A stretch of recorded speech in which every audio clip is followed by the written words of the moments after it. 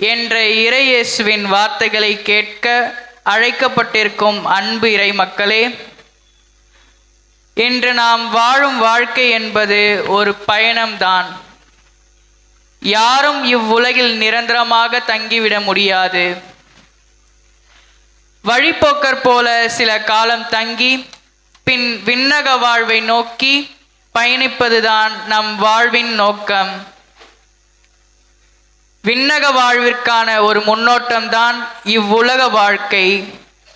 இன்றைய வாசகங்களும் நமக்கு இறுதி நாளில் நிகழவிருக்கும் அடையாளங்கள் பற்றி எடுத்து கூறுகின்றன. இத்தகைய சவாலான நாட்களில் நம் உள்ளம் சோர்ந்து போகாமல் இருக்க, இறுதி நாட்களை எதிர்கொள்ள நாம் தயாராக இருக்க வேண்டும். இயேசுவின் மதிப்பீட்டலுக்கான அன்பு, அமைதி, உண்மை, சகோதரத்துவம், நீதி போன்றவற்றை கடைபிடித்து வாழ்பவர்களுக்கு இறுதி காலம் பற்றிய பயம் இருக்காது. இயேசு காட்டும் வழியில் வாழும் காலத்தை பொறுப்புடன் பயன்படுத்தும் வரம் வேண்டி இத்திருப்பலியில் வேண்டுவோம்.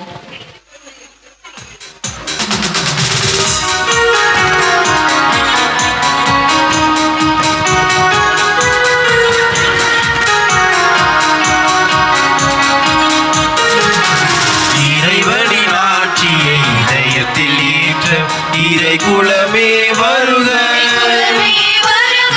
குலமே வருக. இறைவனின் ஆட்சியை இதயத்தில் ஏற்ற இறை குலமே வருக, குலமே வருக. கிளைத்து பிறரன்பில் உழைக்க இழந்திடவே எழுக.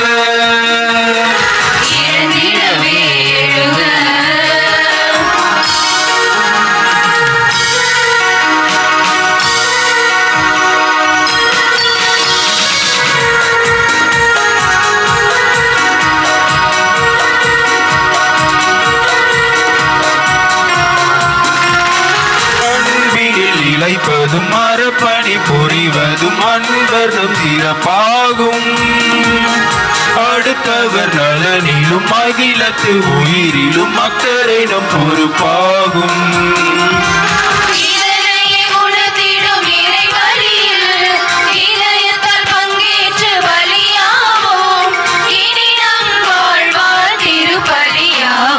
இளையம்பில் திளைத்து பிறரம்பில் உழைக்க இழந்திடவே எழுக.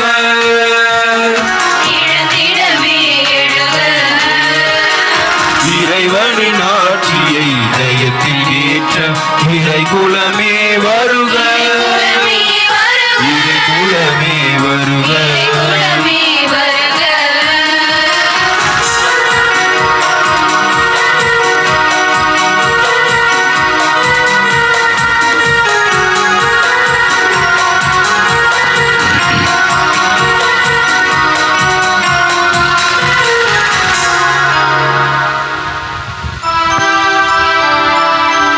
தந்தை மகன் தூயாவின் பெயராலே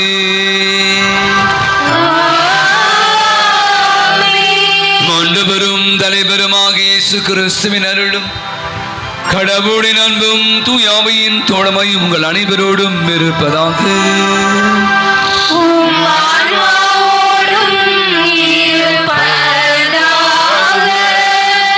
திருப்பலியானது எலிசபெத் மெர்லின் தனது 38வது பிறந்தநாள் விழாவை கொண்டாடி ஆண்டவருக்கு நன்றி செலுத்துகிறார்.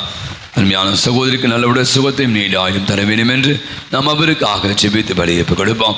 மேலும் பெற்றுக்கொண்ட அனைத்து நன்மைகளுக்காக ரஃபேல் அன்பிய குடும்பங்கள் நன்றி பலியாகவும், யோவான் அனிலா செசில் குடும்பத்தில் நன்றி பலியாகவும், அன்னமேரி ஜான் பீட்டர் அருமை குடும்பத்தின் நன்றி பலியாய்ப்பு ஜெபிக்கிறார். அத்தனை குடும்பத்தின் நாளிலே ஆண்டு நிறைவாக ஆஸ்வதிக்க வேண்டும் என்று நாம் அவர்களுக்காக ஜெபித்து பலியப்பு கொடுப்போம். மேலும் திருப்பலி ஆண்டு உலகில் வாழ்ந்து மறைந்து போன அன்னமேரி ஜான் பீட்டர் அருமைநாதன் சின்னப்பன் அன்னமாயி அபூர்வசாமி உத்தரிக்க சில ஆன்மாக்கள், சுகுணாமேரி இறந்த 9ஆம் ஆண்டு யாகப்பன் அம்சா குடும்பத்தில் மறைத்த அனைத்து ஆன்மாக்கள், அல்போன்ஸ் கமலம்மாள், தம்மை குஸ் Lourdammal, Chellamuthu Maria Rosan, Premchandran, Robert John, Panneerselvam, Christine அம்மா குடும்பத்தில் மறைத்த அனைத்து ஆன்மாக்கள், சிலுவை பிச்சை, மரிய செல்வம், பேப்ஸ், Steven, Arulappa, Annachelvam, Mary Ammal, Anthony Sami, ரீஜிலி இறந்த 2ஆம் ஆண்டு நினைவு, செங்கோல், சூசை அம்மாள், சுஷிலா குடும்பத்தில் மறைத்த அனைத்து ஆன்மாக்கள், ஆதிகேசவன், செஞ்சி மேரி, ஜெயபிரகாஷ், அலெக்ஸ், ஜேபி, ஷீலா, துரைராஜ், இருதய மேரி, ஜோசப், தேவதாசன், மர்சி, கிதேரியான், யோவான், ஒருசு அடியம்மாள், மிக்கேல், மரித்த அனைத்து ஆன்மாக்கள், ராஜேந்திரன், சரணம்மாள், சூசை, கித்தேரியம்மாள், யாரும் இடையாத ஆன்மாக்கள், அந்தோணி சாமி, ஜென்சன், நிர்மலா இறந்த 9ஆம் நாள், மகா அன்புக்குரிய பிரசித்தில் மரித்த அனைத்து ஆன்மாக்கள், அருள்மாணிக்கும், செல்லசாமி, அருண் சகோதரி, அலங்கார மேரி, இருதயராஜ், மின்னீர்ப்பு பிரசிடத்தில் மரித்த அனைத்து ஆன்மாக்கள், அதிசய மணல் மாதா பிரசிடத்தில் மரித்த அனைத்து ஆன்மாக்களுக்காக செபிப்போம். அதனுடைய ஆன்மாக்களுக்கும் ஆண்டவர் நித்திய இளைப்பாற்றை தரும்படியாய் மன்றாடுவோம். அன்புகளை இன்று நாம் பொது காலத்துடைய 33வது ஞாயிறு திருவழியிலே கலந்து கொள்ள வந்திருக்கிறோம். உலகம் எப்போது முடிவு பெறும்? இந்த கேள்வி பலருக்கு வந்து கொண்டிருக்கிறது.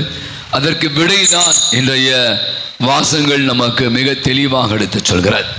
என்னுடைய சிந்தை தான், உலகம் முடியும் போது முடியட்டும், நாம் நம்ம வாழ்வை அர்த்தமுள்ள விதத்தில் வாழ்கிற போது உலகம் முடிந்தால் நாம் வாழ்ந்து கொண்டே இருப்போம். எனவே கண்களை மூடுவோம்.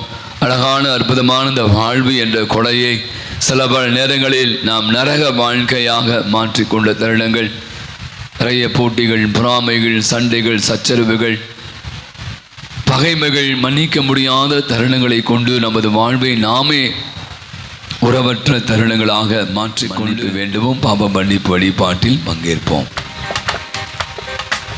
நாம் பாட வேண்டிய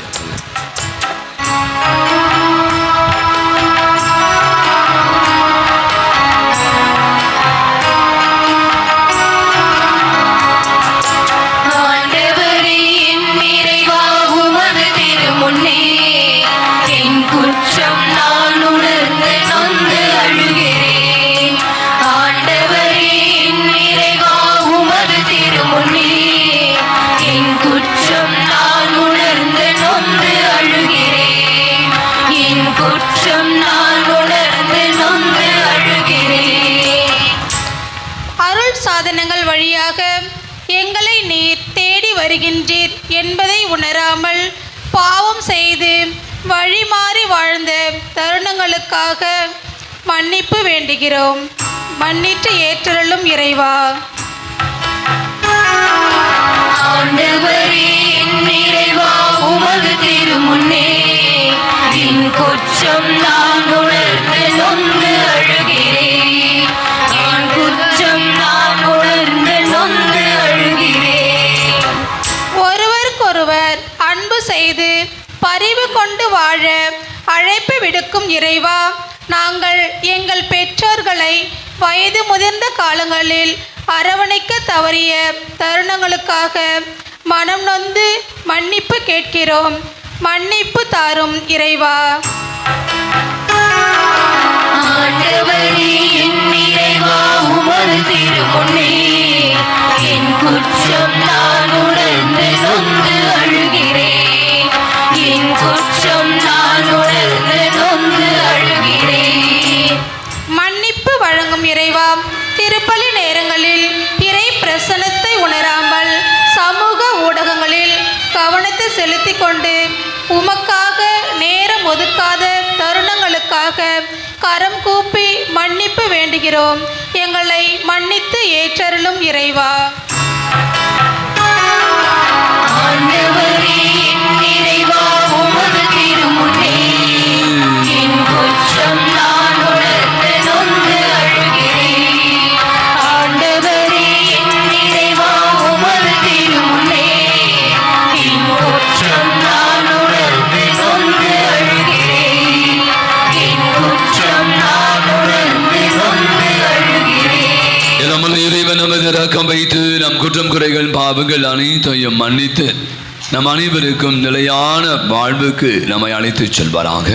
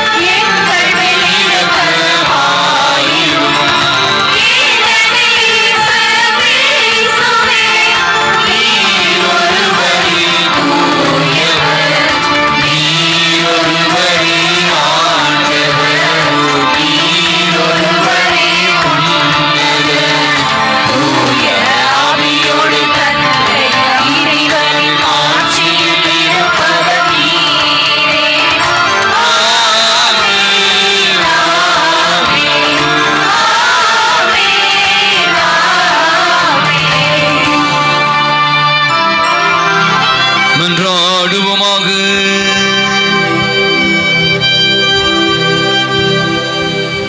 ஆண்டவரே எங்கள் இறைவா, மீது நாங்கள் கொண்டுள்ள பற்றன்பில் எப்பொழுதும் மகிழ்ந்திருக்க செய்ய உமை வேண்டுகின்றோம். ஏனெனில் அனைத்து நன்மைகளுக்கும் ஊற்றாகி உமக்கு நாங்கள் என்றும் பணிபுரிவதால் முடிவில்லா முழுமையான மகிழ்வை பெற்றுக்கொள்ள செய்வீராக. உமோடு என்றென்றும் வாழ்ந்து ஆட்சி செலுத்துகிற அவர் வழியாகவே உமை மன்றாடுகிறோம்.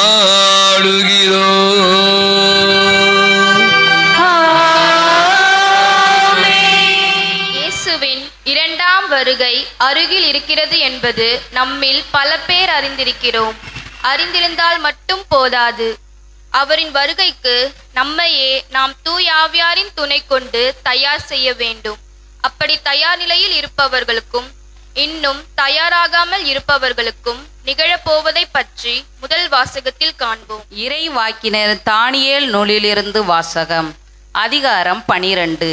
இறை வார்த்தைகள் 1 முதல் 3 முடிய. அக்காலத்தில் உன் இனத்தாருக்கு தலைமை காவலரான மிக்கேல் எழும்புவார். மக்களினம் தோன்றியது முதல் அக்காலம் வரை இருந்திராத துன்ப காலம் வரும். அக்காலத்தில் உன் இனத்தார் விடுவிக்கப்படுவர். நூலில் யார் யார் பெயர் எழுதப்பட்டுள்ளதோ அவர்கள் அனைவரும் மீட்கப்படுவார்கள். இறந்து போய் மண் புழுதியில் உறங்குகிற அனைவருள் பலர் விழித்தெழுவர். அவருள் சிலர் முடிவில்லா வாழ்வு பெறுவர். வேறு சிலரோ வெட்கத்திற்கும் முடிவில்லா இழிவுக்கும் உள்ளாவர். ஞானிகள் வானத்தின் பேரொளியைப் போலவும் பலரை நல்வழிக்கு கொணர்ந்தவர் விண்மீன்களைப் போலவும் என்றென்றும் முடிவில்லா காலத்திற்கும் ஒளி வீசி திகழ்வர். ஆண்டவர் வழங்கும் அருள்வாக்கு. இறைவனுக்கு நன்றி.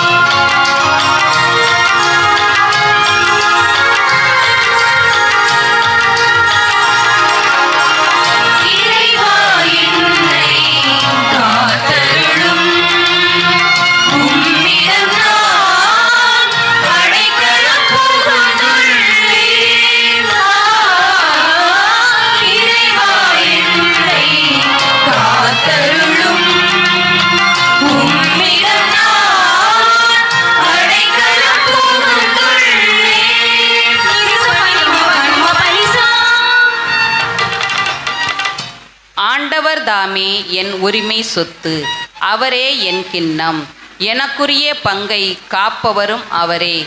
பல்லவி. இறைவா என்னை காத்தருளும், உம்மிடம் நான் அடைக்கலம் புகுந்துள்ளேன். இறைவா என்னை காத்தருளும், உம்மிடம் நான் அடைக்கலம் புகுந்துள்ளேன்.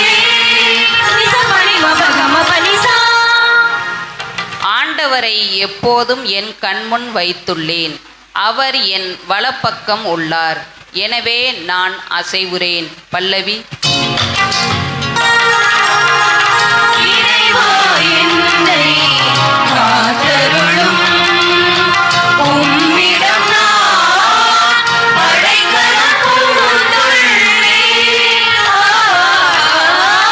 இறைவா என்னை காத்தருளும், உம்மிடம் நான் அடைக்கலம் புகுந்துள்ளேன். நிசபனி மபகம பனிசா. என் இதயம் அக்களிக்கின்றது, என் உள்ளம் மகிழ்ந்து துள்ளுகின்றது, என் உடலும் பாதுகாப்பில் நிலைத்திருக்கும். பல்லவி. இறைவா என்னை காத்தருளும், உம்மிடம் நான் அடைக்கலம் புகுந்துள்ளேன். இறைவா என்னை காத்தருளும், உம்மிடம் நான் அடைக்கலம் புகுந்துள்ளேன். நிசபனி மபகம பனிசா. வாழ்வின் வழியை நான் அறிய செய்வீர். உமது முன்னிலையில் எனக்கு நிறைவான மகிழ்ச்சி உண்டு. உமது வலப்பக்கத்தில் எப்போதும் பேரின்பம் உண்டு. பல்லவி. இறைவா என்னை காத்தருளும், உம்மிடம் நான் அடைக்கலம் புகுந்துள்ளேன். இறைவா என்னை காத்தருளும், உம்மிடம் நான் அடைக்கலம் புகுந்துள்ளேன். நிசபனி மபகம பனிசா. இன்றைய இரண்டாம் வாசகம் கடவுளுக்கு செலுத்தும் காணிக்கைகளில் முதன்மையானவை பொன்னோ பொருளோ அல்ல, நம் மனம்தான் என்பதை தெளிவாக எடுத்துரைக்கிறது. எனவே நம் மனதை இறைவனுக்கு காணிக்கையாக்க தடையாக இருக்கும் பாவங்களை சிலுவையில் நமக்காக தொங்கும் நம் இறைமகனிடம் ஒப்படைக்க இந்த வாசகம் எவ்வாறு நமக்கு அழைப்பு விடுக்கிறது என்பதை ஒரே பலியினால் என்றென்றைக்கும் நிறைவுள்ளவராக்கினார். எபிரேயருக்கு எழுதப்பட்ட திருமுகத்திலிருந்து வாசகம். அதிகாரம் 10, இறை வார்த்தைகள் 11 முதல் 14 மற்றும் 18 முடிய. சகோதர சகோதரிகளே, ஒவ்வொரு குருவும் நாள்தோறும் இறை ஊழியம் புரியும் போது மீண்டும் மீண்டும் அதே பலிகளை செலுத்தி வருகிறார். அவையோ பாவங்களை ஒருபோதும் போக்க இயலாதவை. ஆனால் இவர் ஒரே பலியை பாவங்களுக்காக என்றென்றைக்கும் என செலுத்திவிட்டு கடவுளின் வலப்பக்கத்தில் அமர்ந்துள்ளார். அங்கே தம் பகைவர் தமக்கு கால்மனை ஆக்கப்படும் வரை காத்திருக்கிறார். தாம் தூயவராக்கியவர்களை ஒரே பலியினால் என்றென்றைக்கும் நிறைவுள்ளவராக்கினார். எனவே பாவ மன்னிப்பு கிடைத்த பின் பாவத்திற்கு கழுவாயாக செலுத்தும் பலிக்கு இடமே இல்லை. இது ஆண்டவர் வழங்கும் அருள்வாக்கு. இறைவனுக்கு நன்றி.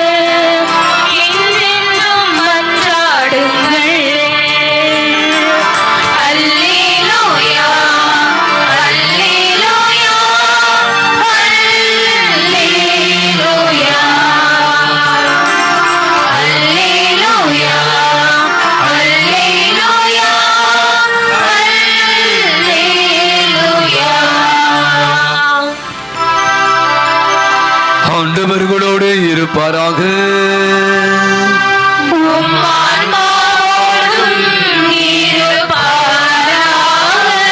மார்க் எழுதின செய்தியிலிருந்து வாசகம்.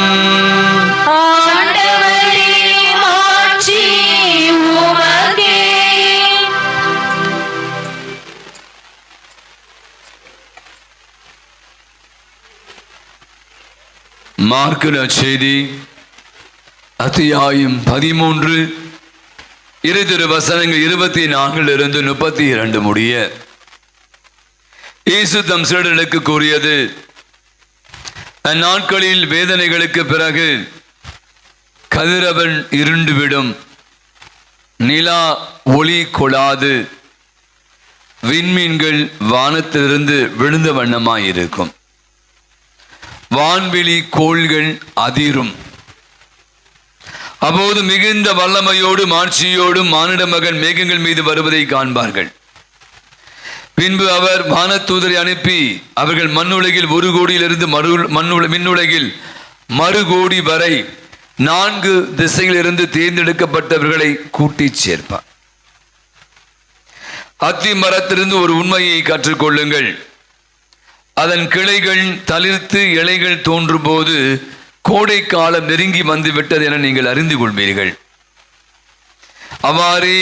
இவ்வாறு நிகழ்வதை காணும் போது மானிட மகன் கதவை நெருங்கி வந்துவிட்டார் என்பதை நீங்கள் அறிந்து கொள்ளுங்கள். இவை அனைத்தையும் நிகழும் வரை தலைமுறை ஒழிந்து போகாது என உறுதியாக உங்களுக்கு சொல்கிறேன். விண்ணும் மண்ணும் ஒழிந்து போகும், ஆனால் என் வார்த்தைகளோ ஒழியவே மாட்டான்.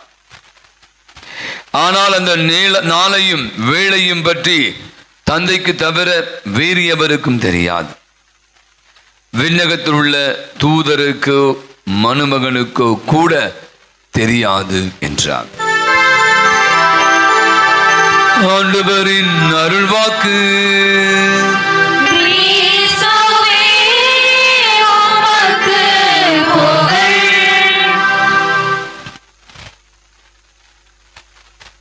ஆப்பிரிக்க நாட்டிலே உகண்டா என்ற இடத்திலே 10 கட்டளைகள் மீட்பு சபை ஒரு சபை இருக்கு. ஏற்பட்ட சபை இருக்கு, உங்களுக்கு தெரியும். நம்ம நாட்டிலேயே கச்சகமா தெரு சபைகளுக்கு பேரே வைக்க தேவையில்ல. கடைசி கல்வாரி சபை எல்லாம் நிறைய வச்சிருக்காங்க இஷ்டத்துக்கு. அந்த சபை போதகர் இது நான் சொல்றது 2000 அப்ப 2000 ஆண்டு நெருங்கி கொண்டு இருக்கிற 1999 ஆண்டு சொல்றார் இப்படி. 1999 ஆண்டு டிசம்பர் மாதம் 31 2000 ஆண்டு பிறக்கிற பொழுது இந்த உலகம் அழிந்து போக போகிறது. களவில் மேலிருந்து நம்மை வந்து கூட்டி போக இருக்கிறார். எல்லாம் தயாராக இருங்கள் அப்படின்னு சொல்றார். நிறைய பேர் சில போதகர் கேட்கிற எல்லாம் தலையாயிட்டு ஆமாம் உலக அழிப்பு 2000 ஆண்டில் இருந்து உங்களுக்கு தெரியும். இப்போ 2000க்கு அப்புறம் பிறந்தவங்களாம் தெரியாது. 2000 பார்த்தீங்கன்னா அப்படி ஒரு விஷயம் பரவலாக நிறைய போதகர்கள் 2000 உலகம் அழிஞ்சிரும் 2000 உலகம் அழிஞ்சிரும் அப்படிலாம் என்று சொல்லி கொண்டிருந்தார்கள். 1999 டிசம்பர் மாதம் 31 வந்துச்சு. 2000 பிறந்துச்சு. நம்ம பாஸ்டர் சொன்ன அந்த மீட்பர் இயேசு வரவில்லை, உலகம் அழியவில்லை. இவர் அடுத்த ஒரு விட்ட போடுறார். உலகம் அழிய போகுது நான் சொன்னேன், கடவுள் நம்மை தேடி வருவா சொன்னேன், அவர் வரவில்லை, நாம கடவுளை தேடி போகலாம் அப்படின்னு சொல்லிட்டு ஒரு பெரிய அந்த ஜப கூட்டத்தில் எல்லாரும் உங்களை மாதிரி எல்லாரையும் போட்டு கொளுத்தி விட்டார்.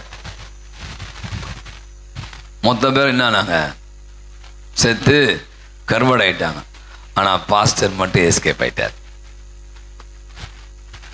இயேசுவுக்கு பிரியமான அன்பு சகோதர சகோதரிகளே, நிறைய நேரங்கள் நீங்க பாத்தீங்கன்னா உலக அழிவை பற்றி பல ஆண்டுகளாக, அது குறிப்பா இந்த 2025 ஜூபிலி ஆண்டை கூட்டி நோக்கி நாம் போயிட்டு இருக்கோம். 2050 நிறைய பேர் சொல்றாங்க பார்த்தீங்கன்னா சென்னை மூழ்கி போகிறது. 2050 சென்னையே இருக்காது, கடலோர பகுதியெல்லாம் வந்து கண்டிப்பாக கடலுடைய மட்டம் உயர்கிறது. ஓசான் படலத்தில் ஓட்டை விழுந்துச்சு. இமயமலையில் இருக்கிற அந்த என்ன சொல்வீங்க பனிக்கட்டிகள் உருக ஆரம்பிச்சு, அப்போ இன்னைக்கு கடல் மட்டம் உயர ஆரம்பிச்சு, கடல் தண்ணி ஊருக்குள்ள வர போது நிறைய பேர் இன்னைக்கு வந்து சொல்லி கொண்டு இருக்கிறான். இவங்க ஒரு பக்கம் பார்த்தா ஒரு பக்கம் பயமா கூட இருக்கும் அப்படின்னு நம்ம நினைக்கிற பொழுது ஆண்டவர் கூட சொல்றார், அந்த நாளில என்ன இருக்காது, நிலா ஒளி கூடாது, விண்மீன்கள் வானத்திலிருந்து விழுந்த வண்ணமா இருக்கும், வான்வெளி கோள்கள் அதிரும். நம்ம எல்லாம் கூட பைபிள்ல அங்கே பல சில பேர் சொல்வதை நம்ம இன்னைக்கு பார்க்கிறோம். இன்னைக்கு முதல் வாசகத்தில் கூட வாசிக்க கேட்டோம்.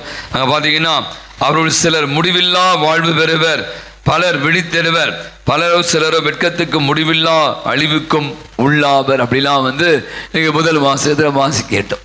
இன்னைக்கு நம்ம இதை சிந்திக்கிறோம். உலக அழிவு அப்படி ஒரு விஷயம். உங்கள அநேகருக்கு இதை பற்றி நிறைய கேள்விகள் வரலாம்.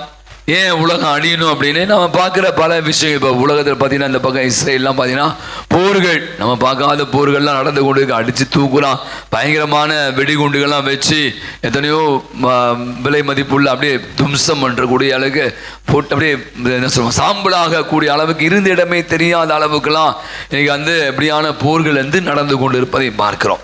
நிறைய இயற்கை சீற்றங்கள் ஆங்காங்கே பார்த்தீங்கன்னா போன வருஷம் வயநாடு அப்படி இடத்துல மலைச்சரிவு எத்தனையோ பேர் இறந்து போனார்கள்.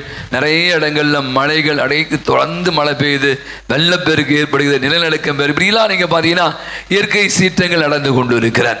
அப்ப இன்னைக்கு ஒரு கேள்விதான் நம் மனதில் வருகிறது, உலகம் அழிந்து போகிறதோ, நானும் அழிந்து போகிறனோ, அப்படி ஒரு சிந்தை தான் இன்னைக்கு நாம சிந்திக்க கடவுள் நமக்கு கொடுக்கிற இறை வார்த்தையா வைத்துக் கொள்ளலாம்.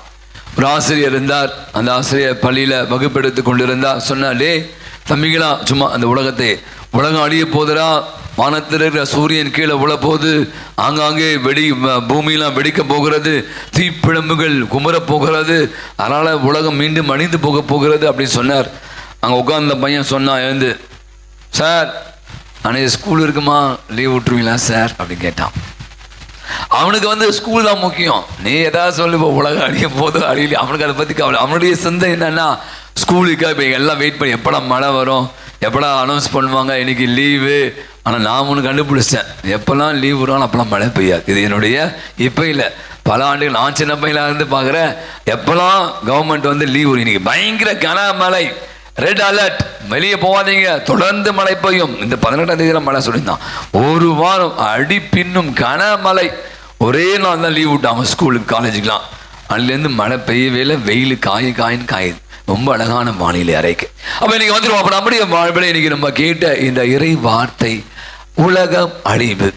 எப்போது இந்த உலகம் அழியும், எப்படி இந்த உலகம் அழியும், யார் இந்த உலகத்தை அழிக்க போகிறார், இப்படியெல்லாம் பல கேள்விகள் வந்து நமது உள்ளங்களிலே வந்து கொண்டு இருப்பதை பார்க்க ஒரே ஒரு சிந்தை தான். நம்ம வாழ்கிற இந்த உலகத்தை பார்த்தீங்கன்னா, நான் இந்த மாதிரி அடிக்கடி போய் ரோட்டில் போனீங்கன்னா பார்த்தீங்கன்னா எவ்வளோ பெரிய பள்ளம், சாதாரண மலைக்கு பெரிய பள்ளங்கள்லாம் விழுந்து நிறைய பேர் செத்தும் போயிட்டான். இப்போ 2 வீலர் போகிறவங்க வந்து அந்த பள்ளத்தில் விழுந்து இந்த பக்கம் சாய, அந்த பக்கம் லாரியோ பஸ்ஸோ வந்து தன் கண் முன்பாக தன் மனைவியை தன் தாய் எழுந்த காட்சிகள்லாம் நீங்கள் இப்போ செய்திகளில் அல்லது நீங்கள் ஃபேஸ்புக்கில் இது மாதிரி யூடியூப்பில் பார்க்க முடிகிறது. பார்த்தா இந்த ரோடெல்லாம் மேடு பள்ளங்களாக நிறைந்து போய் இருக்கிறது, சேரும் சகதியமாக இருக்குது, மழை பெஞ்சப்பவும் வெளியே போக முடியாது. அப்போ இந்த மாதிரி ஒரு பயணத்தில் நான் சொல்கிற மாதிரி மழை பெஞ்சா மட்டும் இல்லை, நம்ம வாழ்கிற இந்த வாழ்க்கையிலும் கூட பார்த்தீங்கன்னா ஆங்காங்கே பல பள்ளங்கள், பல சேறுகள், சகதிகள் நிறைந்து இருக்கிறது. இப்போது நம்ம எப்படி பயணிக்கணும்? எனக்கு பள்ளம் தெரியும், நான் போய் விழுந்து என்ன பண்ணுவேன்? வண்டி ஏற்றி நீ காலி ஆகிடுவேன். சேறு சகதி தெரியும், ஆனால் நான் நடப்பேன், போய் என்னையே அழுக்கு பண்ணி மற்றவனை அழுக்குப்படுத்துவேன். அப்படின்ற ஒரு வாழ்க்கை முறையை இன்னைக்கு வாழ்கிறோமா? அல்லது வேறு ஒரு சிந்தனை, அப்படியான அங்கே பள்ளம் இருக்குது, அங்கே சேறு சகதி இருக்குது, நான் என்ன பண்ணோம், அந்த பக்கம் போகக்கூடாது, பார்த்து போனோம் என்ற விழிப்புணர்வை ஏற்படுத்தி கொள்ள போகிறோமா? இந்த உலக அழிவை பற்றி நான் நிறைய முறை நான் சொன்ன மாதிரி பார்த்தீங்கன்னா வாசித்திருக்கிறோம். எப்போ உலகம் அழியும்? நான் சொல்கிறேன், உலகம்லாம் அழியுது, இது வந்து ஒரு நாள் அழியாது. எப்போ அழியும் சொல்கிறேன், உலகம் ஒரு நாள் அழியாது. இது தொடர் ஒரு இது. திடீர்னு பார்த்தா ஒரு பக்கத்தில் இப்போ காஷ்மீரில் ஏதாவது நடக்கலாம், இந்தியாவில் ஏதாவது ஒரு மூலையில் மழை பெய்யலாம், நான் சொன்னேன் ஜப்பானில் ஒரு பக்கத்தில் நிலநடுக்கம் ஏற்படலாம். அப்போ உலகத்தினுடைய எல்லா பகுதியும் ஒரே நாளில் அழியுமா அப்படின்னா உலக அழிவு வந்து ஒரே நாளில் நடைபெற போவதில்லை, நடைபெறாது. ஆனால் அழிவு இருக்குது. நான் சொல்கிறேன், நீங்கள் தப்பா போகுது, அழிவு இருக்குது, அது ஆங்காங்கே அவ்வப்போது நடக்கும். ஒரு அழகான ஒருத்தர் சொல்கிறார், இப்போ எனக்கு எப்போ அழிவு அப்படி வச்சுங்களேன், நான் இறந்து போகிற போது எனக்கு அழிந்து போகிற உலகம். நான் கண்ணை மூட்டேன் அப்படின்னு வச்சுங்களேன், என் உலகம் முடிஞ்சிச்சு, எனக்கு அடுத்த இறுதி தீர்ப்பு, நான் அடுத்த லைன் போயிடுவேன், அடுத்த இன்னொரு உலகத்துக்கு போயிடுறேன். அப்போ எனக்கு இந்த உலகத்தை விட்டு நான் போயிடுறேன். அப்போ என்னுடைய வாழ்வு, எனக்கு அழிவு என்பது உலகம் அழிவது இல்லை. அந்த வீட்டில் அவங்க இறந்து போனா, எங்கே இறந்து போனா, நான் எப்போ இறந்து போகிறேனோ அப்போது என் வாழ்வு முடிந்து போய், ஆனால் எனக்கு அழிவு முடிஞ்சிச்சு. இந்த வாழ்க்கையை கொடுக்குறார் கடவுள், இந்த வாழ்க்கை ராஜா அனுபவிக்கிறார். 50 வருஷமோ 60 வருஷமோ 70 வருஷமோ முடிஞ்சு போகிறது. என்னை போய் நீங்கள் கல்லறையில் போட்டுறீங்க, முடிஞ்சிச்சு, அவ்வளோதான். எனது வாழ்வு, ஒரு மனிதனுடைய வாழ்வு முடிவு பெறுகிறது. அவனுக்கு முடிவு வந்த பிற்பாடு அவன் இந்த உலகத்தை விட்டு போய்விடுகிறான். இப்படிதான் அழிவு ஏற்படும்படிய மொத்தமாக மதுரை வாயிலுக்கு மொத்த பேரும் இன்னைக்கு காலியாக போறீங்க. இந்த கோயிலில் உட்காந்துக்கு அத்தனை பேரும் ஒருத்தன் பாம்பு போட்டு காலி பண்ண போறான். அப்படியே நடக்குமானா உலகம் முழுமையாக ஒரே நாளில் அழிவு பெறுவதற்கான வாய்ப்பே இல்லை. அப்போ நான் சொன்ன முதல் பகுதி தான் இந்த உலக அழிவை எப்படி நாம் எதிர்கொள்ள வேண்டும் அப்படி என்பதற்கான விஷயம் இன்னைக்கு அழகாக சொல்றாங்க. நாம விழிப்புணர்வோடு, ஆண்டவர் வசனம் அழகாய் சொல்வது யாருக்கு தெரியாதாம், அந்த நாளையும் வேலையை பற்றி தந்தைக்கு தவிர வேறு எவருக்கும் தெரியாது. அப்போ இங்கே இருக்கு யாவனாலும் நீங்கள் சொன்னீங்க இப்போ வானிலை அறிக்கை இது நடக்கும். அஃப்கோர்ஸ் நம்ம சயின்ஸை விரும்புகிறோம், நம்புகிறோம். ஆனால் சில நேரங்கள் அவங்க சொல்ல சயின்ஸ் நமக்கு பிரோஜனம் எல்லாம் போயிடுது. சொன்னது நடக்கவே இல்லையா? தொடர்ந்து 5 நாள் மழை வரும் சொன்னால், ஆனால் மழை வரவே இல்லையே, நல்ல வெயில் தானே காயுது. அப்போது முதல் பகுதி நம்ம என்ன சொல்லணும்னா, ஆண்டவர் சொல்கிற வசனம் சொல்கிறது, அந்த நாளையும் வேலையும் பற்றி தந்தைக்கு தவிர வேறு எவருக்கும் தெரியாது. அப்போ யாருக்குமே தெரியாது. அப்போ உலக அழிவு என்பது யாருக்கும் தெரியாது. ஆனால் அதற்கான விழிப்புணர்வு நான் என்ன பண்ணோம், ஏற்படுத்திக்குவேன். நான் எப்படி ஏற்படுத்திக்கணும் சொன்ன மாதிரி தான் ஒரு சகதி வாழ்வு பயணம் எனக்கு ரொம்ப அழகாக சொல்கிறாங்க. நமது வாழ்க்கை எப்படி வாழணும், இனி எப்படி ஒன்றா வாழலாம் உங்களுக்கு தெரியும். நான் பல முறை இதை பற்றி பேசி கொண்டு இருக்கிறேன். என்னை பற்றி மட்டுமே யோசித்து கொண்டு இருக்கிற ஒரு உலகம், நிறைய ஒரு நுகர்வு கலாச்சாரம். நேற்று தினம் இந்த கடைக்கு போயிருந்தேன், இந்த பக்கம் டிமார்ட்டுக்கு பசங்களுக்கு ப்ரைஸ் வாங்கிறதுக்காக. எனக்கே ஒரு பக்கம் பையன் 2 பேர் கூட்டு முன்னாடி நம்ம எங்கடா போகிறோம், என் வண்டி வந்து நிற்குது, ஒரு 25 நிமிஷம் வண்டி வெயிட் பண்ணோம், அதாவது அதுக்கு பார்க்கிங் கிடைக்கல, ஃபர்ஸ்ட் பாயிண்ட். சரி, அந்த பார்க்கிங் உட்காந்து பார்க்குறோம், குடும்பமாக போகிறாங்க, அப்பா அம்மா பையன் பொம்பளைங்க எல்லாம் போகிறாங்க. நம்ம எங்கடா போகிறோம், கடைக்கு போகிறோம். அங்கே பார்த்தீங்கன்னா கடைக்கு போகிறத வந்து குடும்பம் போகிற ஏதோ ஒரு பொருட்காட்சி போகிறோம், ஒரு கல்யாணத்துக்கு போகிற மாதிரி, ஏதோ ஒரு நிகழ்ச்சி போகிற மாதிரி எல்லாம் கூட்டமாக பயங்கர கூட்டம் அந்த கடையில். மேபி அங்கே கொஞ்சம் சீப்பாக கிடைக்குது நினைக்கிறேன், அரிசி பருப்பில், அதனால நினைக்கிறேன். இப்போ நான் என்ன சொல்கிறேன்னா, ஒரு கடை உள்ளே போனோம், அவ்வளோ ஜனம், எக்கச்சக்கமான ஜனம். மேலே பார்த்தா துணி கடைக்கு நாங்கள் அங்கே போகல, நாங்கள் ப்ரைஸ் வாங்க போனோம். அப்போ தான் துணி கடையில் பார்த்தா எடுக்கிறான் போடுறான் எல்லாம் சீப், ரொம்ப 50 ரூபா 100 ரூபா 200 ரூபா அந்த மாதிரியான விஷயங்கள். இந்த பக்கம் பார்த்தா எடுக்கிறான். அந்த வண்டியை பார்த்தேன், போன வாரம் நான் சொன்னேன், ட்ராலி ஃபுல்லாக ஒரே பொருள். ஆனால் எனக்கு தெரியல, அது தேவைப்படுமா தெரியல. இப்போ ஒரு வீட்டுக்கு உங்களுக்கு மாதத்துக்கு நீங்கள் சமையல் சம்பளம் வாங்குவீங்க, வாங்க சொல்ல ட்ராலி ஃபுல்லாக, அது 2 வாங்கினா 1 ஃப்ரீ, 3 வாங்கினா 4 ஃப்ரீ, வச்சு போடு, அள்ளி போடு. அப்போ நான் யோசித்து பார்க்குறேன், இன்னைக்கு நான் வாங்குறது தப்பாக சொல்ல, எல்லாம் கிரெடிட் கார்டு இப்போ அந்த க்யூவில் நிற்கிறான் பாரு, அது வேறு பெரிய பிரச்சனை. எங்க பில்லு கட்டுறது, உள்ளே போகிறது பார்க்கிங் ஒரு பிரச்சனை, உள்ளே போய் பொருள் எடுத்து ஒரு பிரச்சனை, அதுக்கப்புறம் பொருள் எடுத்த பிற்பாரு க்யூவில் நின்று நம்ம போய் வரது 2 மணி ஆகிடும், பசிலாம் எடுக்குது. அப்போ பார்த்தீங்கன்னா அப்போ நீ நான் யோசிப்பா, நீ நுகர்வு கலாச்சாரம் எப்படி இழுத்து வைத்தது தேவையில்லை, ஆனால் நான் வாங்கிக்கிறேன், அது எனக்கு தேவைப்படல. இப்போ எனக்கு தேவையான அரிசி பருப்பை மட்டும் போதும் ஒரு மாதத்துக்கு, இல்லை மொத்தமாக வாங்கிக்கணும் நிறைய. ஏன்னா அந்த சேலில் இருக்குது, கொஞ்சம் 2-3 சீப்பாக கிடைக்குது நம்மளுக்காக. அப்போ நான் யோசிச்சு பாருங்க, நீ நம்முடைய வாழ்வு எப்படி போய் கொண்டு இருக்கிறது அப்படின்னா விழிப்புணர்வே இல்லை. நீங்கள் விழிப்புணர்வு இல்லாத ஒரு மகன் தான் அப்படியே அமுக்கி சேர்த்து வச்சு எல்லாம் சேர்த்து. உலக அழிவு எப்போது நடைபெறும் என்பது யாருக்குமே நாளைக்கு இருப்பீங்களா? நம்ம அதை பற்றி பயப்பட தேவையில்லை நான் சொல்றது. ஆனால் எது தேவை எது தேவையில்லை, இந்த விழிப்புணர்வு. எப்படி வாழணும் எப்படி வாழக்கூடாது, சேர்லையும் சகதியிலும் போய் என் வாழ்க்கை அணிச்சுக்கணுமா, குண்டு கூழில் வந்து என் காலை உடச்சிக்கணுமா, அங்கே குண்டு இருக்கு குடி இருக்கு பார்த்துப்போ, சேர் இருக்கு சகதி இருக்கு அந்த பக்கம் வாங்கிப்போ, டேக் டைவர்ஷன். போகும்போது நம்ம வாழ்க்கை டைவர்ஷன், ஜகா வாங்கணும் சொல்லுவாங்க, ஜகா ஒரு வார்த்தை தமிழில். அப்போ இன்னைக்கு நம்முடைய வாழ்வு கூட பார்த்தீங்கன்னா பண்ணாங்களே, ஆமாம் 10ஓட 11 அத்தோட நாமும். அதான் நீ நிறைய நேரங்களில் வாழ்வை வந்து தொலைத்து போன முடிஞ்சு போச்சு தான் நிறைய பேர் சொல்லுவாங்க, எப்போ அப்படின்னு கூட வாழ்க்கை முடிஞ்சிடும். அப்போ இந்த அழிவு அல்லது நான் சொன்ன மனித அழிவு உலக அழிவு பற்றி யோசிக்கும் போது விழிப்புணர்வு தேவை. சில பேர் சொல்கிறேன் வாழ்க்கை நேரம் நல்லா நாளைக்கு போகிறேன்னா சந்தோஷமாக போவாங்க, பயமே இல்லை, என்னால் நான் அர்த்தமுள்ள ஒரு வாழ்வை வாழ்ந்திருக்கிறேன் என்று சொல்லக்கூடிய மனிதர்களாக நாம் இருந்தோம் என்றால் இந்த உலக அழிவை பற்றி நாம் கவலைப்பட தேவையே இல்லை. 2ஆவது விஷயம் நான் இன்னைக்கு யோசிச்சு பார்த்தேன், இந்த வாழ்வை எப்படி இன்னும் அர்த்தப்படுத்துவது. உலக முடிவில் என்னென்ன நிகழ் என்பதையெல்லாம் நம்ம வாசித்தோம், அதை நம்ம காணப்போவதே இல்லை. நான் சொல்கிறேன், நான் செத்து போயிட்டேன், நான் எப்படி காண போகிறேன்? அந்த உலக அந்த நிலா கீழே விழுது, சூரியன் கீழே விண்மீன்களுக்கு நான் பார்க்க போகிறது இல்லை, ஏன்னா நான் தான் இல்லையே. நான் இல்லாதப்போ அதை பற்றி எனக்கு பேச வேண்டிய அவசியம் எனக்கு என்ன? அப்போ நான் என்ன பண்ணோம், நான் வாழ்கிற போது இந்த வாழ்வை அழகுபடுத்த அர்த்தப்படுத்த எடுக்க வேண்டிய முயற்சி என்ன? அடுத்தவனை பற்றி கொஞ்சம் யோசிக்கணும். எனக்கு நிறைய நேரங்கள் நான் யோசிக்கிறேன், நிறைய நேரம் நமக்கு எதுக்கு நம்ம சாப்பிட்டோமா, நம்ம வந்தோமா போவோம், ஃபேன் ஓடனா நமக்கு என்ன, சேர் உட்காந்து நமக்கு என்ன, நான் உட்காந்தேனா போய் அவன் உட்கார்ந்து யாரும் வயசாக நிற்பாங்க, அந்த நிற்கட்டும் எனக்கு என்ன, நீங்கள் உட்காருங்க ஒரு சேர் எடுத்து, எத்தனை பேர் கொடுப்போம்? அடுத்த பற்றி நம்ம கவலைப்பட அவசியம், என்னை பற்றியும் என் குடும்பத்தை பற்றியும் நான் நல்லா இருந்தால் போதும் அப்படின்னு நினைக்கிற ஒரு உலகத்தில் இன்னைக்கு வாழ்ந்து சொன்னேன். இந்த சுயநல எண்ணங்கள் வந்து அதிகமாக பெருகி கொண்டு இருக்கும்போது நான் சொன்னேன், அழிவுகள் அதிகரித்து கொண்டு இருக்கிறது. போன மாதிரி நான் சொன்னேன், நம்முடைய கை வந்து விரிக்கணும். அந்த விதவை பெண் கொடுத்த அந்த 2 செப்பு காசை பற்றி பேசும்போது அவள் தன்னிடம் இருந்த எல்லாம் கொடுத்த கடவுள் இயேசு அவளை பற்றி புகழ்ந்து பேச எத்தனை ஆண்டுக்கு 2000 ஆண்டுகள் முடிந்த பின்னாலும் கூட எப்போ ஒரு விதவை செய்த ஒரு விஷயத்தை பற்றி இன்னைக்கு விவிலியம் உலகம் முழுவதுமாக பறைசாற்றி கொண்டு இருக்கிறது.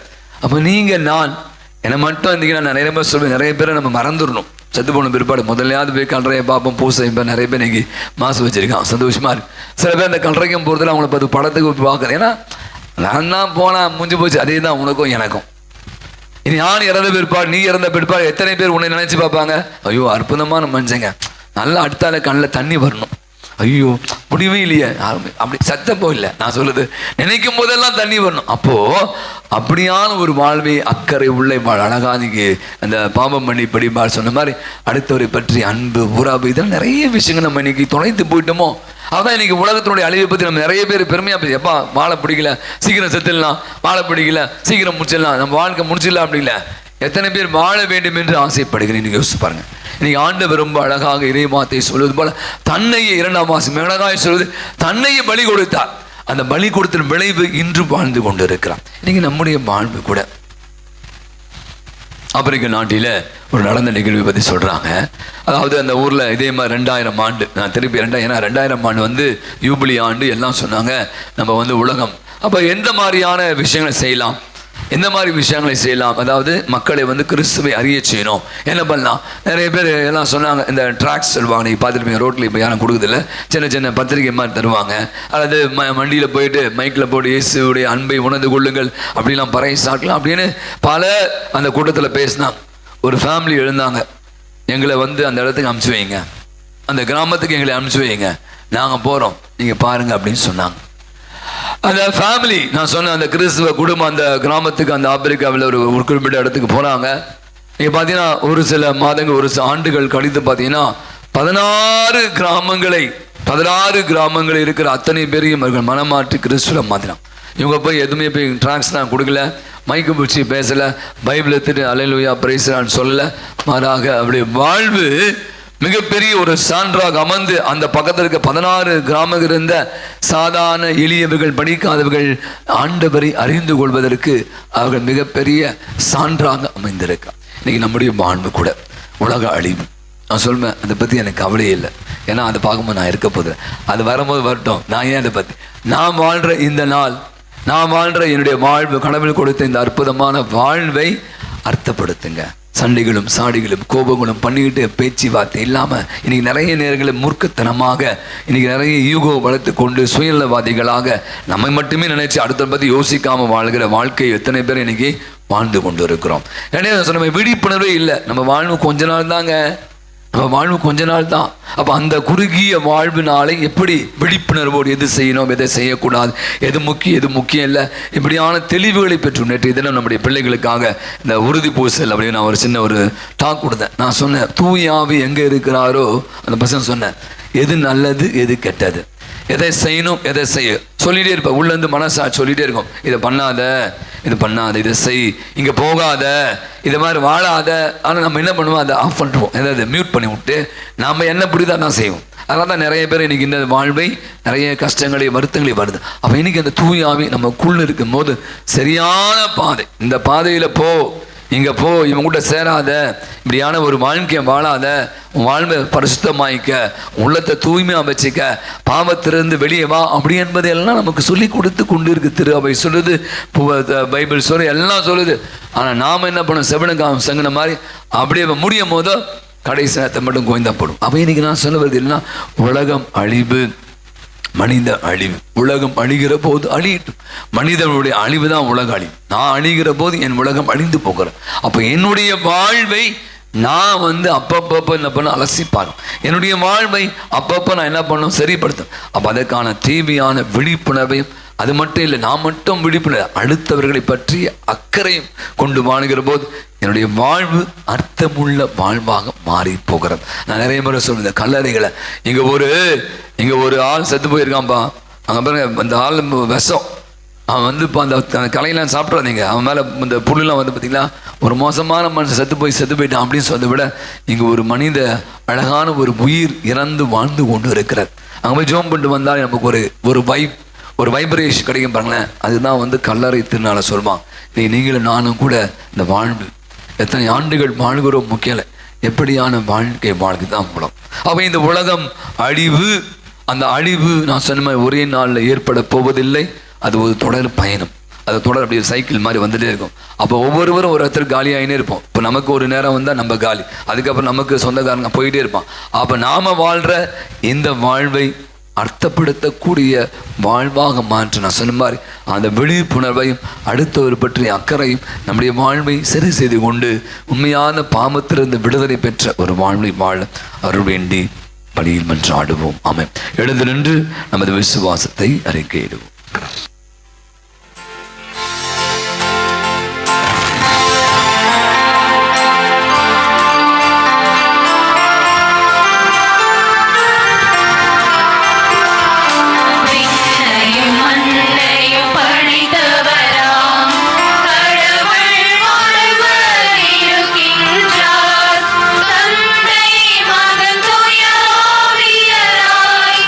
ஒன்றாய் வாழ்வோரை நம்ப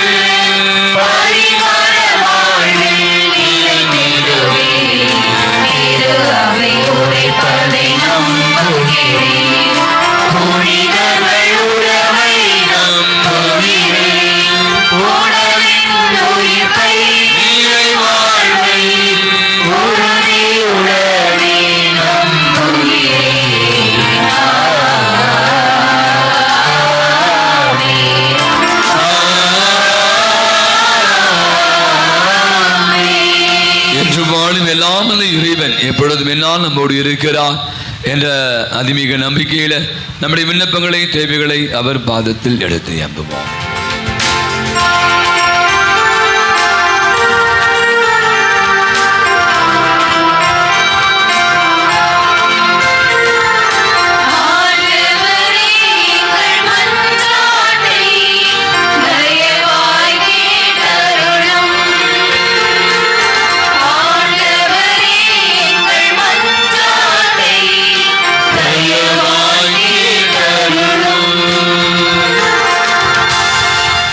தந்தையே இறைவா, எம் திருத்தந்தை பிரான்சிஸ், ஆயர்கள், குருக்கள், துறவிகள் அனைவரும் தூய ஆவியின் துணை கொண்டு பணியாற்றவும் உமது திருத்தட்டத்துடன் மீது மிகுந்த பற்று கொண்டு வாழ வேண்டும் என்று இறைவா உம்மை மன்றாடுகிறோம்.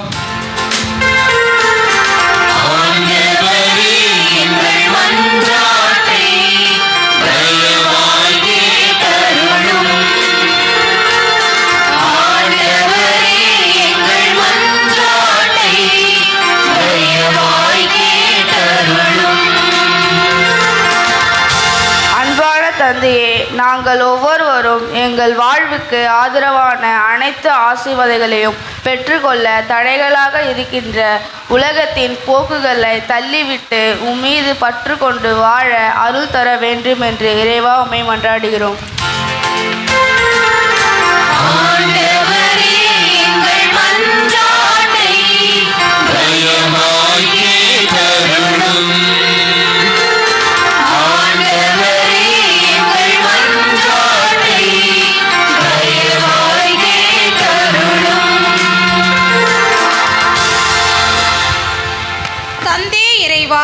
பல்வேறு நோய்களினாலும் கவலையினாலும் பாதிக்கப்பட்டு வேதனையோடு வாழ்ந்து கொண்டிருக்கும் அனைவர் மீதும் மனமிறங்கி அவர்கள் உடல் நலமும் மனநலமும் பெற்று மகிழ்வுடன் வாழவும் உமது வார்த்தையின்படி வாழ்வை கட்டி எழுப்புவதற்கு வேண்டிய அருளை தந்து காத்திட வேண்டுமென்று இறைவா உம்மை மன்றாடுகிறோம்.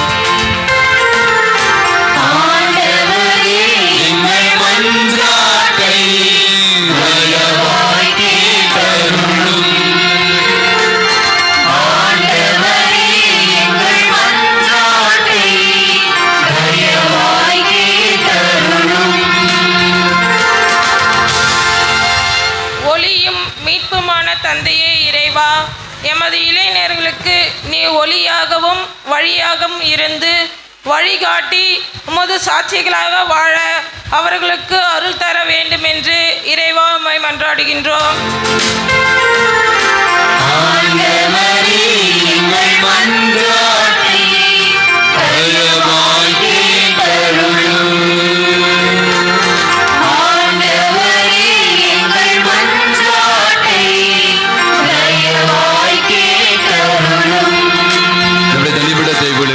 மௌனமாக செபிப்போம். பல்வேறு அன்றாட வாழ்விலே கீழான விஷயங்களுக்கு நாம் அதிக முக்கியத்துவம் தருவோம். மேலான காரியங்கள் நிறைய இருக்கு. எப்பெல்லாம் நம்ம கீழான காரியங்களுக்கு முக்கியத்துவம் தருமோ அப்போதெல்லாம் அழிவுகளை நோக்கி நாமே செல்கிறோம். நாம் கேட்ட இறைவாசன் கூட மேலான காரியங்கள். அன்பில் ஆண்டவரே, அருமையானது அல்ல 4 காய்மக்கள் செலுத்துகிறோம்.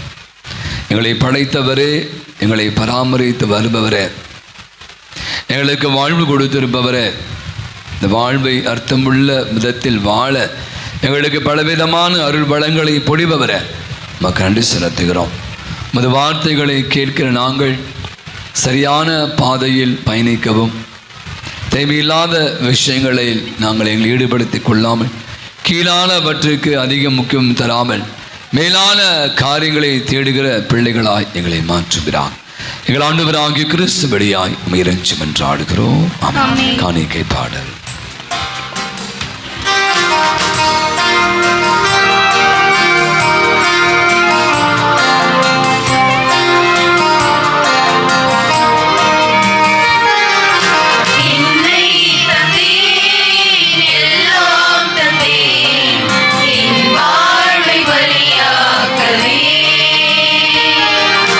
உள்ளம் தந்தே உமக்கே தந்தே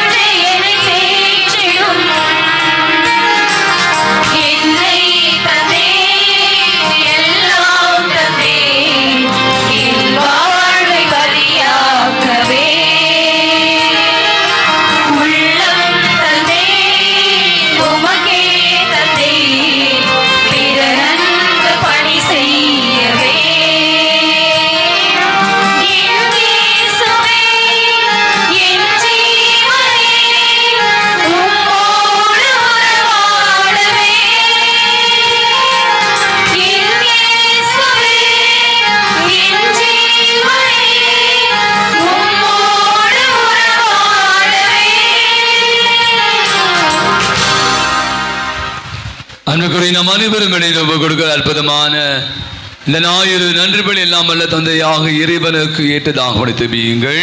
ஆண்டவர் தம் திருப்பெயரின் புகழ்ச்சிக்காகவும் மாட்சிக்காகவும் நமது நன்மைக்காகவும் புனித திரு அவை அனைத்தின் நலனுக்காகவும் உமது கையிலின்றி பலியை ஏற்றுக்கொள்வாராக. ஆண்டவரே, எங்களுக்கு அருள் புரிய வேண்டும் என்று உம்மை தாழ்மையுடன் வேண்டுகிறோம். அதனால் மாண்புக்குரிய உமது திருமுன் நாங்கள் ஒப்பு கொடுக்கும் இக்காணிக்கைகள் இறை பற்றினருடையும் நிலையான பேரும்பத்தையும் எங்களுக்கு பெற்று தருவனவாக. எங்கள் ஆண்டவராகிய கிறிஸ்து வழியாகவே உம்மை மன்றாடுகிறோம்.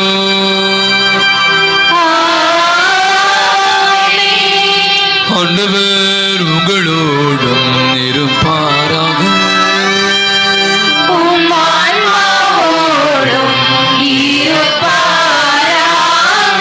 இதயங்களை மேலே எழுப்புங்கள்.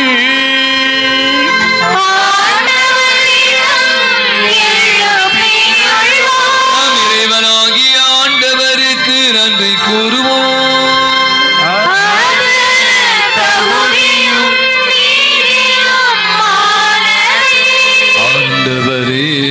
தூயவரான தந்தையே, என்றுமுள்ள எல்லாம் அல்ல இறைவா, என்னாலும் எவ்விடத்திலும் நாங்களும் நன்றி செலுத்துவது மெய்யாகவே தகுதியும் நீதியுமாக எங்கள் கடமையும் மீட்புக்குரிய செயலுமாகும். அழிவுக்குரிய மனிதனுக்கும் அது இறை இயல்பின் ஆதரவை அளிக்கிறேன். மேலும் மனிதனின் சாகும் தன்மையை பிணிபோக்கும் மருந்தாக பயன்படுத்தி நாங்கள் எவ்வாறு அழிவுற்றோமோ அவ்வாறு எங்கள் ஆண்டவராகிய கிறிஸ்து வழியாகவே எங்களுக்கு மீட்பு அருளுகின்ற இவை அனைத்தாலும் அளவற்ற மாட்சியமாக்கு உரியது என்பதை நாங்கள் உணர்கிறோம். அவர் வழியாகவே மாண்பை வானக தூதர் அணிகள் வழிபடுகின்றன.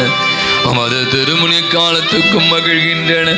அவளோடு எங்கள் குரலையும் சேர்த்துக் கொள்ளுமாறு நாங்கள் உமை தாழ்மையுடன் இறைஞ்சி புகழ்ந்து அக்களிப்புடன் ஆர்ப்பரித்து பாடுவதாவது.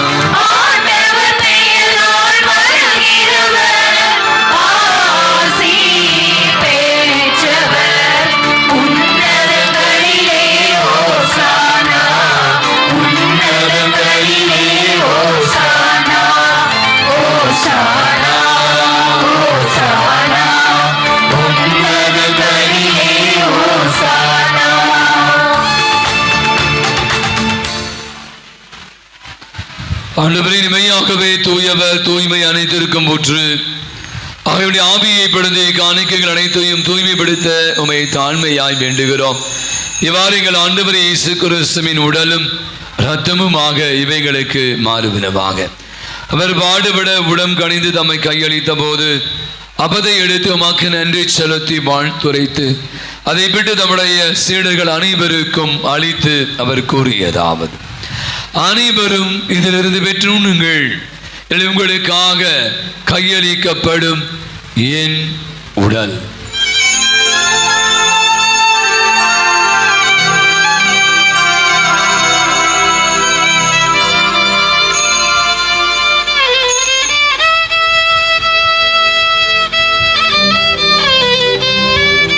அவனுமே இரவிருந்தை அடுத்த பின்பு கிணத்தை எடுத்து மீண்டும் மக்கு நன்றி கூறி தம்முடைய சீடர்கள் அனைவருக்கும் அதனை அளித்தவர் கூறியதாம்: அனைவரும் இதிலிருந்து பெற்று பருகுங்கள்.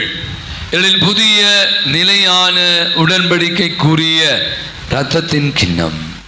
இது பாவ மன்னிப்புக்கு என்று உங்களுக்காகவும் பலருக்காகவும் சிந்தப்படும். இதை என் நினைவாக செய்யுங்கள்.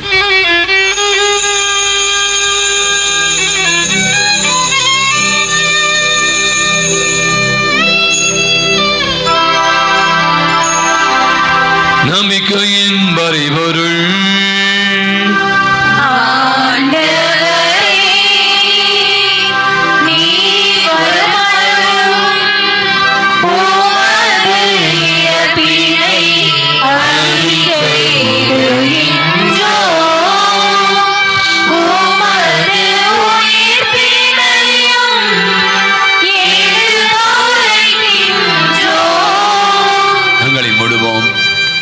ஆண்டவர் கொடுத்த இந்த அற்புதமான வாழ்வுக்காக நன்றி செல்வோம். குறிப்பாக இந்த நவம்பர் மாதம் இறந்த அனைத்து விசுவாசி நினைவை கூறிக்கொண்டு இருக்கிறோம். நான் இங்கே சொன்னதுதான் காந்தி சொல்கிறார், அவ்வப்போது அடிக்கடி மரணத்தை பற்றி நம்ம சிந்திக்கணும்னு சொல்கிறார். நாங்கள் குருமடத்தில் படிக்கிற குரு மாணவர்கள் அல்லது அருள் சகோதரிகளாம் நைட்டு படுக்கிறதுக்கு முன்னாடி ஒரு எக்ஸசைஸ் சொல்லுவாங்க, எக்ஸாமினேஷன் ஆஃப் கான்ஷியன்ஸ். கான்ஷியன்ஸ் என்பது மனசாட்சி. நைட்டு படுக்க முன்னாடி யோசித்து பார்க்கணும், நான் எப்படி வாழ்க்கை வாழ்ந்தேன், ஒழுக்காந்தனா, எங்கெல்லாம் தவறி போனேன், எதையெல்லாம் செய்யக்கூடாதெல்லாம் செய்தேன் அப்படி என்று எங்களுக்கு ஒரு பயிற்சி இருக்குது. ஒரு 5 நிமிடம் 10 நிமிடம் அதை சரிப்படுத்தி கொண்டோம்னு சொல்லுவாங்க. இன்றைக்கி ரொம்ப நேரங்களில் நம்ம பார்த்தீங்கன்னா நம்ம அந்த எக்ஸாமினேஷன் ஆஃப் கான்ஷியஸ் ஒரு மாதிரி மனசாட்சி உட்காந்து கேட்குறதே இல்லையா. நீங்கள்லாம் ஓடிக்கிட்டே இருக்கீங்களே, காலையில் எழுந்துக்கிறீங்க, ஓடுறீங்க, நைட்டு வரீங்க, செல்லை தோன்றீங்க, சாப்பிட்றீங்க, படுக்கிறீங்க, டிவியை பார்க்குறீங்க. அப்போ நின்று நிதானித்து போவதற்கான நேரம் இல்லாமல் போவதா நம்ம போகிற பாதை சரியா தப்பா, நம்ம வாழ்கிற வாழ்க்கை நல்ல வாழ்க்கையா கெட்ட வாழ்க்கையா, நம்ம ஏன் இப்படி இருக்கிறோம் அப்படின்ற எண்ணங்களே சில பேருக்கு இல்லாமல் போய்தான். நான் நல்லா தான் இருக்கேன், என்ன மாதிரி யாரும் இல்லை, நான் தான் பெஸ்ட்டு அப்படின்னு நானே என்னை மெச்சிக்கொள்கிறேன். இடமிருக்கிற குறைகளை நான் களைவதற்காக தயாராக இல்லை என்று சொல்கிறார்கள்.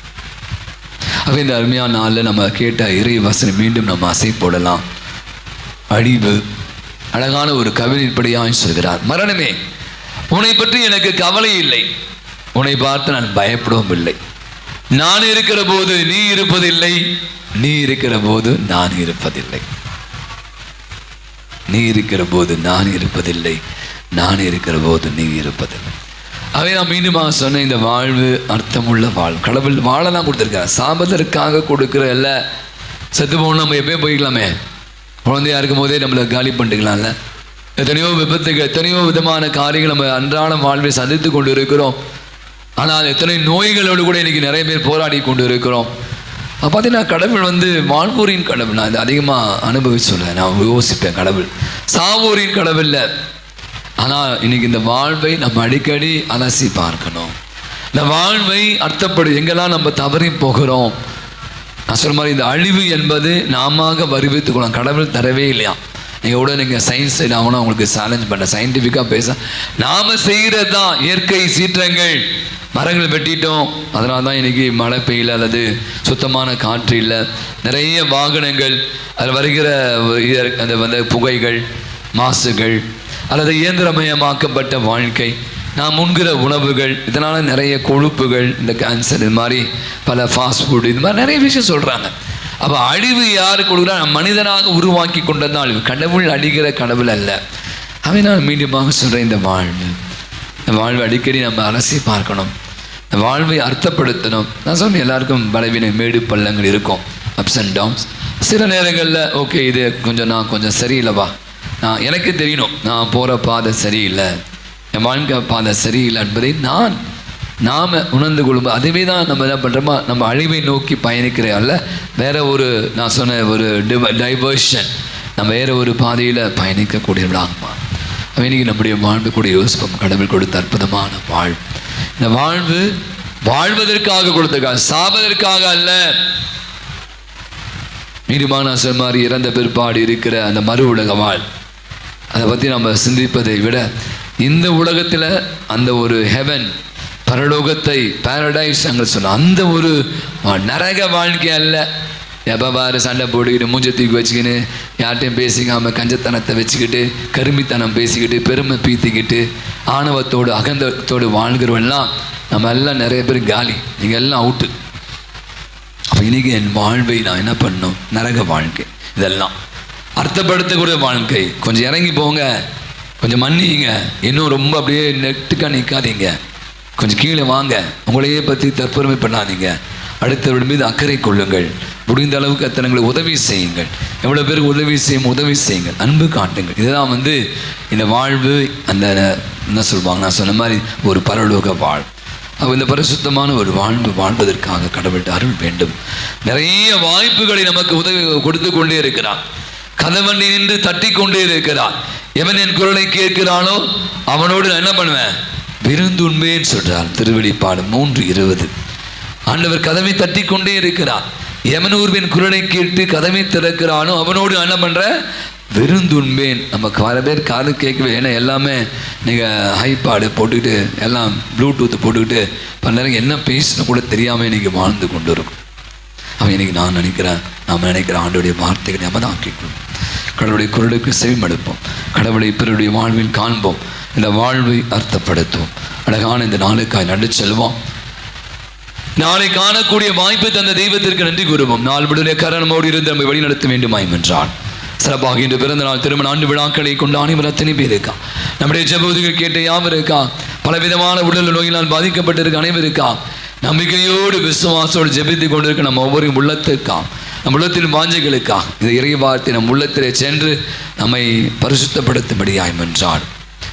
எப்போது நமக்காக பரிந்து பேசிக்கொண்டு நம்ம அன்பு தாய் ஆரோக்கிய அன்னை, அவருடைய அன்புக்கான யோசிப்பு, புனித நம்முடைய பங்கின் பாதுகாவலர் புனித அந்தோனியார், புனித திருத்தூதர்கள் தோமா, அன்னை தெரேசா, அல்போன்சா, தெய்வ சகாய், சாதாரண மனிதர்களாக பிறந்து அன்பு செயல்களால் புனிதலுக்கு உயர்த்தப்பட்ட அனைத்து புனிதர்களோடு இணைந்து ஆண்டவராக இயேசுவை புகழ்ந்து பாடுவோம். இவர் வழியாக இவரோடு இவரில் எல்லாம் வல்ல இறைவனாகிய தந்தையே, தூய ஆவியானவரின் ஒன்றிப்பில் எல்லா புகழும் ஆட்சியும் என்றென்றும் உமக்கு உரியதே.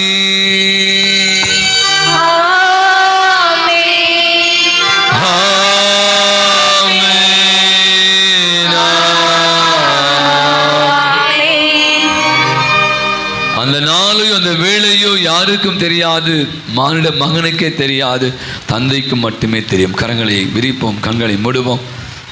தந்தையாகிய கடவுள் அனைத்தையும் நமக்கென்று திட்டமிட்டு வைத்திருக்கிறார். அவர் எதை விரும்புகிறாரோ அது நமக்கு நடந்தே ஆகும். அப்படியான ஒரு நம்பிக்கையோடு இயேசு கற்பித்த ஜெபத்தை ஜெபிப்போம். விண்ணுலகில் இருக்கிற எங்கள் தந்தையே, உமது பெயர் தூயதென போற்றப் பெறுக, உமது ஆட்சி வருக, உமது திருவுளம் விண்ணுலகில் நிறைவேறுவது போல மண்ணுலகிலும் நிறைவேறுக. எங்கள் அன்றாட உணவை இன்று எங்களுக்கு தாரும். எங்களுக்கு எதிராக குற்றம் செய்வோரை நாங்கள் மன்னிப்பது போல எங்கள் குற்றங்களை மன்னியும். எங்களை சோதனைப்படுத்தாதேயும், தீமையிலிருந்து எங்களை விடுவித்தருளும். ஆண்டவரே, தீமை அனைத்திலிருந்து எங்களை விடுவித்து எங்கள் வாழ்நாளில் அமைதியை கனிவோடு அருளும். என்றாலும் இரக்கத்தின் உதவியால் நாங்கள் பாவத்திலிருந்து எப்போது விடுதலை பெற்று யாதொரு கலக்கமிடலமாய் இருப்போமாக. நாங்கள் எதிர்நோக்கி இருக்கிற பேரின்பத்திற்காக எம் மீட்பராக இயேசு கிறிஸ்துவின் வருகைக்காகவும் காத்திருக்கின்றோம். ஆண்டவராக இயேசு கிறிஸ்துவின் அமைதியை உங்களுக்கு விட்டுச் செய்ய, அமைதியை உங்களுக்கு அளிக்கிறேன் திருத்துவதற்கு முடிந்தவரே, எம் குற்றங்களை, குறைகளை, பாவங்களை, பலவீனங்களை பாராமல் ஆண்டவரே உடைய பாத தண்டையிலே வந்து குடும்பி இருக்கிற இந்த விசுவாசத்தை நம்பிக்கையை கண்ணோக்கி பார். இங்க இருக்கிற எங்கள் யாவருக்கும், எங்கள் குடும்பங்களுக்கும், பங்கு சமூகத்திற்கும், நாட்டிற்கும், உலகத்திற்கும் அமைதியின் நிம்மதி, ஒற்றுமையும், சமாதானத்தையும், நிறைவையும், மகிழ்வையும், இரக்கத்தையும், மன்னிப்பையும், சுகத்தையும், நலத்தையும் தந்தோட திருவிழம் கொள்வீரா. என்றென்றும் வாழ்ந்து ஆட்சி செலுத்துகின்றவர் நீரே. ஆண்டவருடைய அமைதி உங்கள் அனைவரோடும் இருப்பதாக. ஒருவருக்கு ஒருவர் ஆண்டவரே சகரம்பின் அமைதி மகிழ்வோடு பகிர்ந்து கொள்வோம். சமாதானம்.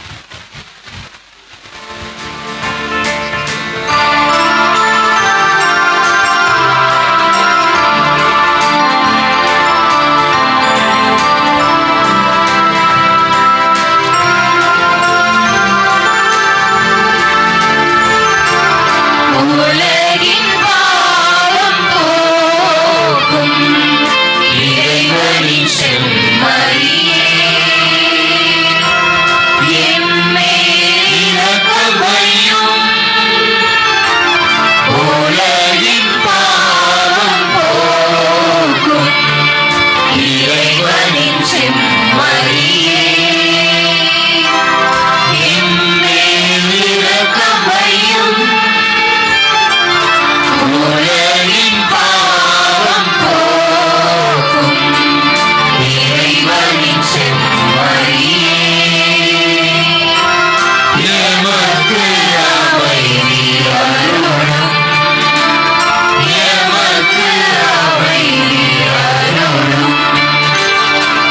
ஆண்டவராகிய இயேசு கிறிஸ்து உயிருள்ள இறைவனின் திருமகனின் தந்தையின் திருவிடப்படி தூய ஆவியை அவர் துடைப்பார். உமது இறப்பின் வழியாக உலகிற்கு வாழ்வடைத்தவரை இந்த புனிதமிக்க உடலால் மத்தத்தால் எல்லா விதமான குற்றங்களிருந்தும் தீமை அனைத்தும் நீங்கள் விடுவித்து நாங்கள் இன்று உடைய கட்டளைகளில் கருத்துரைக்க செய்திடும் நாங்கள் ஒருபோதும் உம்மை விட்டு பிரிய விடாது. இதோ நம் ஆண்டவராகிய இயேசு கிறிஸ்து இவரே உலகினுடைய பாவங்களை எல்லாம் போக்குகிற இறைவனின் செம்மறி. நாம் அனைவரும் விழிப்புணர்வோடு அடுத்தவர்பால் அக்கறை கொண்டவர்களாக வாழ ஆண்டவர் பணிக்கிறார். விருந்துக்கு அழைக்கிறார். அழைக்க பெற்றிருக்கிற அனைவருமே பேறு பெற்றோம்.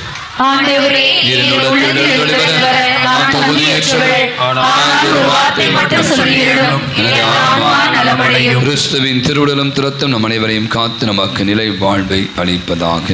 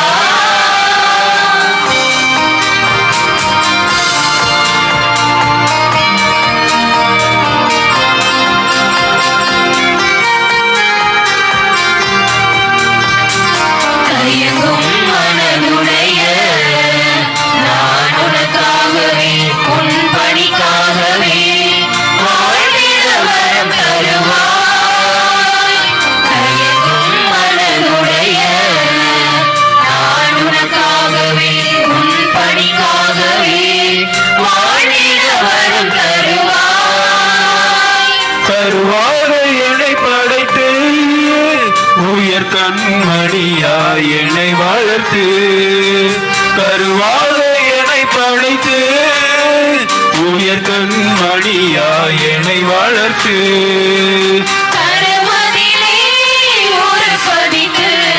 கருத்துடனே என்னை காக்கின்றாய். சம்மதமே இறைவா, சம்மதமே தலைவா.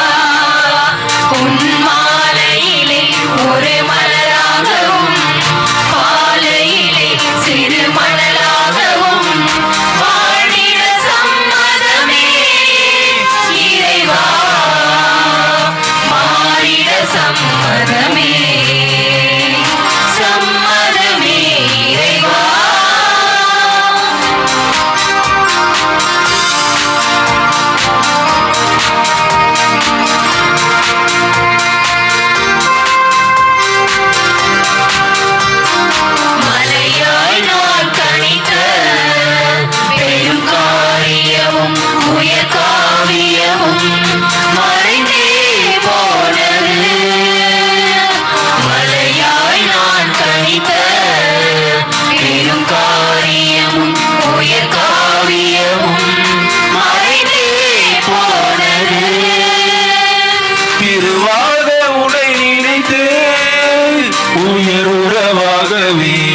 பதித்து திருவாத உனை நினைத்து உயர் உறவாகவே நெஞ்சில் பதித்து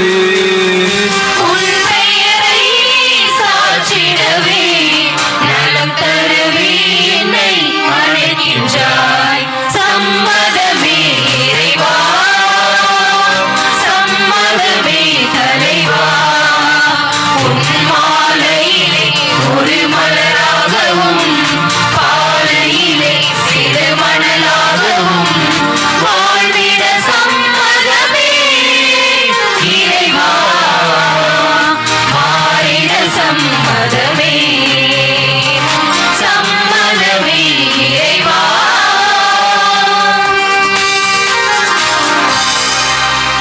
திருமண அறிக்கை நமது பங்கை சேர்ந்த தந்தை பங்குராஜ், தாய் அமுலோற்ப ராணி இவளின் மகன் ஜெகதீஷ் ராஜ் என்பவருக்கும் கோட்டாறு மறை மாவட்டம் கீழ் ராமன்புதூர் பங்கை சேர்ந்த தந்தை கிளமென் பெனோ, தாய் ஜெசிந்தா இவரின் மகள் ஆண்ட்ரூ சகானா என்பவருக்கும் திருமணம் நிச்சயிக்கப்பட்டது. இரண்டாவது அறிக்கை, இத்திருமணத்தை ஏதேனும் தடை இருப்பதாக தெரிய வந்தால் பங்கு தந்தைக்கு அறிவிக்க வேண்டிய உடைய கடமை. அன்றைய பொது காலத்துடைய 33வது ஞாயிறு 12 திங்கட்கிழமை புனிதர்கள் பேதுரு பவுல் பெருங்கோயில் நேர்ந்தளிப்பு விழா. 21 வியாழக்கிழமை புனித கன்னிமரியாளை காணிக்கையாக அர்ப்பணித்தல் விழா. 22ஆம் தேதி புனித செசிலியா பாடர்களுடைய பாதுகாவல் விழா. அன்று நம்முடைய பாடகர் குழுவை நாம் மகிழ்விப்போம், அவர்களுக்கு நன்றி சொல்லுவோம். 23ஆம் தேதி சனிக்கிழமை புனித முதலாம் கிளமென்ட் திருத்தந்தை மறை சாட்சி விழா. அறிவித்தது போல கடந்த வாரம் திருப்படி முடிந்த 2வது திருப்படி குழந்தைகள் தின விழாவை நாம் கொண்டாடினோம். நிறைய குழந்தைகள் சின்ன சின்ன விளையாட்டு போட்டி தான் இருந்தால் நான் பார்த்து மகிழ்ந்தது. நிறைய பெற்றோர்கள் நீங்கள் இருந்தீர்கள், இந்த பிள்ளைகளை மகிழ்வித்து அவர்களை உடனடியாக பரிசு அளித்து மகிழ்ந்தோம். இதை சிறப்பாக எடுத்து செய்த நம்முடைய மறைக்கல்வி ஆசிரியர்கள், அருள் சகோதரர்கள், அருள் சகோதரிகள், இளையோர் ஆண் பெண் குழுவினர், நன்கொடையாளர்கள், உதவி செய்த அத்தனை பெற்றோர்கள் அனைவருக்கும் ஒரு பலத்த ஒரு கரவலை கொடுத்து அவர்களுக்கு நம்முடைய நெஞ்சான நன்றிகளும் பாராட்டுகளையும் தெரிவித்துக் கொள்வோம். இந்த 2வது திருப்படி முடிந்ததும் ஆலயத்திலே பங்கு பெறை மற்றும் அன்பிய ஒரு பொறுப்பாளருக்கான கூட்டம் நடைபெறும். என பொறுப்பினை அனைவரும் தவறாது கலந்து கொள்ள வேண்டும் என்று அன்புடன் கேட்டுக்கொள்கிறோம். அவ்வாறு நாம் அறிவித்த போது நாம் வருகின்ற 19ஆம் தேதி செவ்வாய்க்கிழமை பங்கில் 75 பிள்ளைகளுக்கு உறுதி பூச அருள் சார்ந்து கொடுப்பதற்காக நம்முடைய பேராய நம் பங்கிற்கு வருகை தர இருக்கிறார். அன்று செவ்வாய்க்கிழமை வழக்கம் போல திருப்பணி நடைபெறும். அன்று மாலை சொன்ன மாதிரி 6 மணிக்கு நாம் தயாரான நிலையில் இருப்போம். பேராயருடைய தலைமையில் நம்ம இந்த உறுதி பூச அருசாரமானது வழங்கப்பட இருக்கிறது. முதல்ல நான் சொன்ன ஆலயத்தில் அந்த பிள்ளைகள் அவருடைய பெற்றோருக்கு முக்கியத்துவம் தருவோம். வெளியில் நிறைய எல்லாம் அரேஞ்ச் பண்ணுவோம். எனவே நீங்களும் வருகிறவர்கள் அனைவருமாக வெளியில் அமர்ந்து கொண்டு முழுமையாக இந்த திருப்பலி பங்கேற்க உங்களை அன்போடு அழைக்கிறோம். பிள்ளைகளுக்காக நேற்றைய தினம் ஒரு சின்ன ஒரு தயாரிப்பு தியானம் வைத்திருந்தோம், மகிழ்ந்தோம். காரணம் 5 குருக்கள், நிறைய பெற்றோர்கள், எல்லா குழந்தைகளுடைய பெற்றோர்கள் வந்திருந்தாங்க. மாலையில் அவர்களுக்கான ஒரு பாபசங்கீத வழிபாடு 2 மணிக்கு நேரம், 2 மணி நேரம், 6 மணிலேருந்து 8 மணி வரை நடைபெற்றது. நல்ல முறையிலே இந்த பிள்ளைகளை தயாரித்திருக்கும். எனவே கண்டிப்பாக பிள்ளைகளுக்கு உதவி செய்ய அத்தனை பேருக்கும் நம்முடைய நெஞ்சான நன்றிகளையும் பாராட்டையும் தெரிவித்துக் கொள்கிறோம். இன்று மதியம் 3 மணிக்கு வானூர் கரசு இளையோர் கூறியா ஜன்பராக்கினி கூறியா பிரகாச மாதா கூறியா கூட்டமாக நடைபெறும். உறுப்பினர்கள் தவறாது கலந்து கொள்ள அன்போடு அழைக்கப்படுகிறீர்கள். இந்த நாளின் வழிபாடு மிக அர்த்தமுள்ள விதத்தில் நமக்கு வழிநடத்தி கொடுத்தவர்கள் புனித ரஃபேல் அன்பத்தைச் சேர்ந்த அத்தனை பேருக்கு ஒரு பலத்த ஒரு கரவழி கொடுத்து அவர்களுக்கு நம்முடைய நன்றிகளையும் பாராட்டுகளையும் தெரிவித்துக் கொள்வோம். அடுத்த வார திருப்பலியை பாடகர் குழுவினர் சிறப்பிப்பார்கள். ரஃபேல் பற்றிய சிறிய வாழ்க்கை. ரஃபேல் என்ற சொல் கடவுள் குணமளிக்கின்றார் என்பது பொருள். இவர் குணப்படுத்தும் இறை தூதர் ஆவார். விவிலியத்தின் பழைய ஏற்பாட்டு பகுதியாகிய இணை திருமுறை தொகுப்பை சேர்ந்த 7 நூல்களுள் ஒன்றான தோபித் நூலில் அதிதூதர் புனித ரஃபேல் குறிக்கப்பட்டுள்ளார். விவிலியத்தில் பெயரோடு குறிக்கப்பட்டுள்ள 3 தூதர்களுள் இவரும் ஒருவர் ஆவார். விவிலியத்தில் கடவுளுடைய முன்னிலையில் பணிபுரியும் 7 வானதூதர்களுள் ஒருவர் தாம் என இவரே குறிக்கப்படுவதாக உள்ளது. அதிதுரான புனித ரஃபேலை சபையை கிறிஸ்துவம், யூதம் மற்றும் இஸ்லாம் போன்ற மதங்கள் ஏற்கின்றன. இவர் இளைஞர் ஒருவர் கையில் கோலும் மீனும் ஏந்தியவாறு சித்தரிக்கப்படுகிறார். மருத்துவர்கள், பார்வையற்றவர்கள், உடல் நோயாளர்கள், மருந்துகள், உரை மறைமாவட்டம், இடையர்கள், கண் கோளாறுகள், காதலர்கள், செவிலியர்கள், பயணிகள், இளையோர் ஆகியோருக்கு பாதுகாவலராக இருக்கிறார். தூய மிக்கேல் மற்றும் தூய கப்ரியலோடு சேர்த்து கத்தோலிக்க திருச்சபையில் இவரின் விழா நாள் செப்டம்பர் 29ஆம் தேதி கொண்டாடப்படுகிறது. ஐதுரான புனித ரஃபேலே எங்களுக்காக வேண்டிக் கொள்ளும். கடைசி செய்வதற்காக எழுந்திருப்போம். மன்றாடுவோமாக. ஆண்டவரின் தூய மறைநிகளின் கொடையை பெற்றுக்கொண்ட நாங்கள் உமை பணிவுடன் வேண்டுகிறோம். அதனால் தமது நினைவாக நாங்கள் செய்யுமாறு உம் திருமகன் கட்டளையிட்டவை எங்களை அன்பின் வளர்ச்சிக்கு இட்டு செல்வனவாக எங்கள் ஆண்டவர் ஆகிய கிறிஸ்து வழியாகவே உமை மன்றாடுகிறோம்.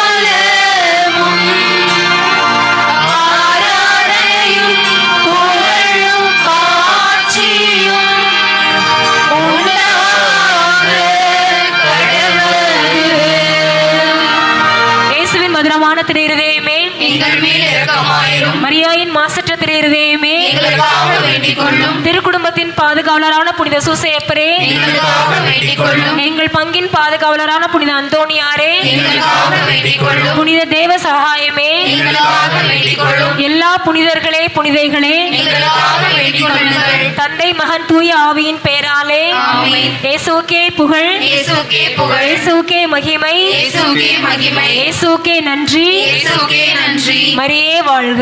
மரியே வாழ்க.